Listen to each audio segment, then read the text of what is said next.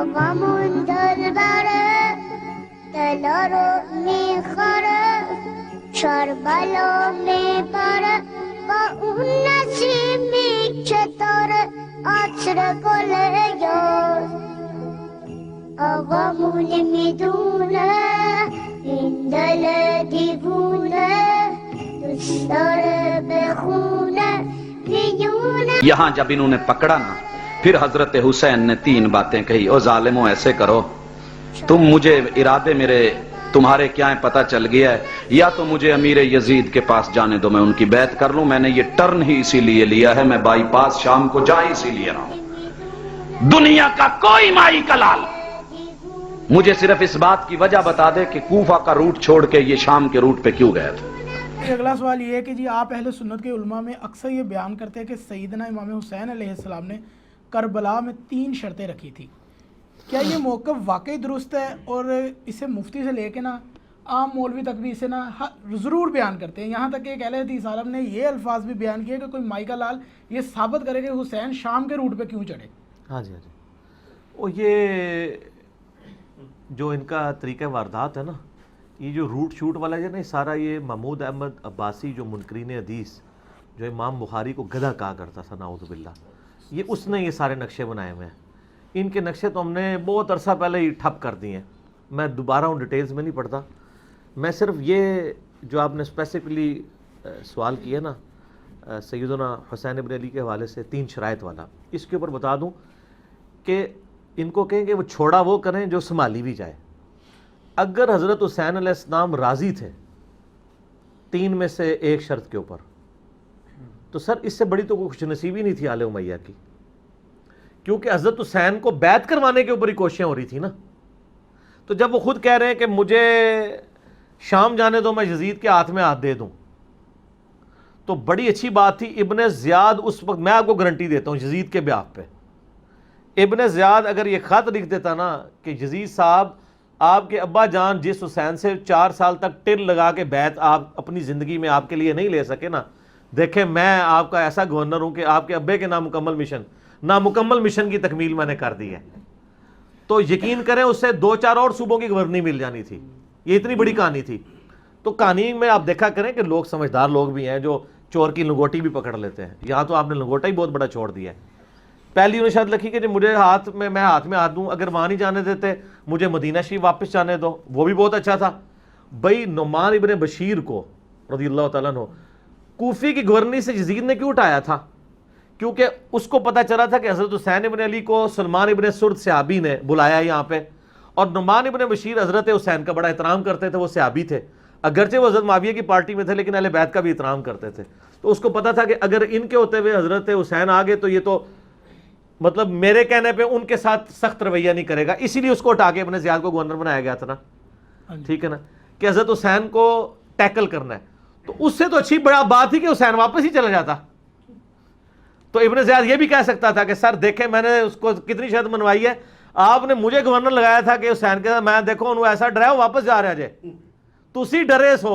آپ ڈرے ہوئے تھے کہ وہ یہاں آ کے نعمان ابن بشیر بھی اس کے ساتھ لینینٹ ہوگا تو یہاں پہ وہ گڑبڑ کریں گے اور یعنی قیام پہ لوگوں کو آمادہ کریں گے، جس کو یہ خروج کہتے ہیں۔ تو میں نے دیکھے ان کو، وہ کہہ رہے ہیں میں واپس بھی چلا جاتا ہوں، اور کیا چاہیے تھا۔ اور تیسری شرط مجھے کسی اسلامی مملکت کے یعنی وہ آپ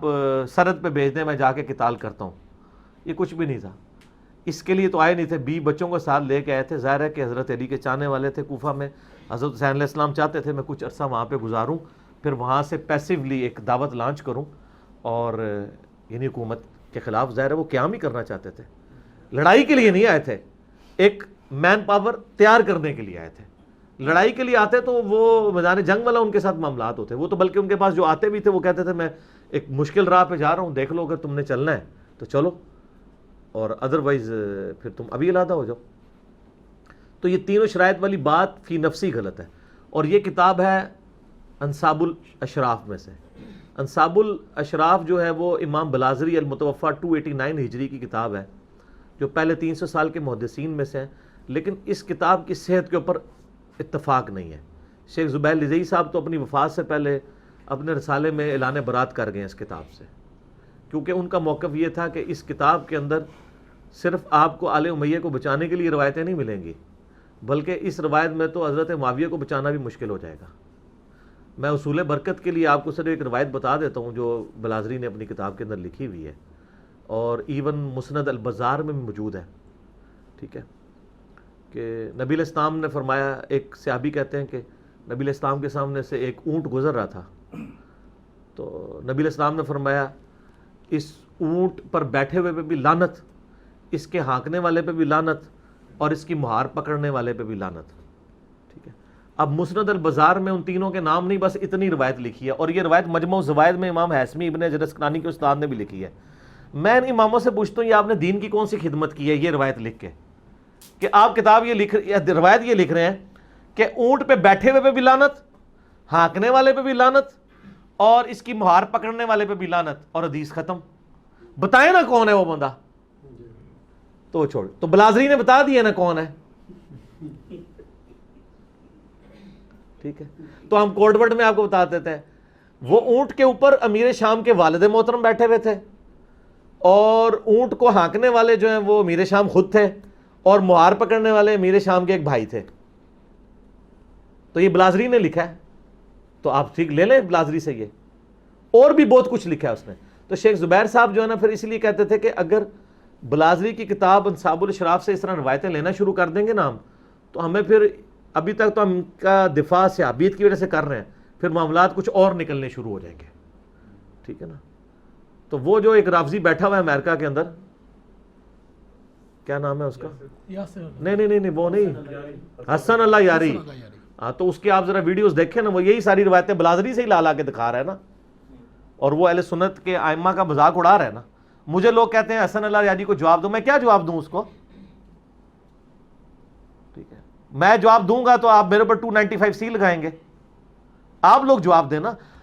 لوگوں سے لاکھوں روپے چندہ آپ لوگ لیتے ہیں، ٹھیک ہے جی، دین کی خدمت کے نام کے اوپر پوری قوم کو آپ نے آگے لگایا ہوا ہے، تو جب آپ کے اوپر اہل سنت کے منہج پہ کوئی حملہ ہوتا ہے تو مجھے کہتے ہیں آپ جواب دیں، جواب بھی آپ دیں نا، بتائیں آ کے۔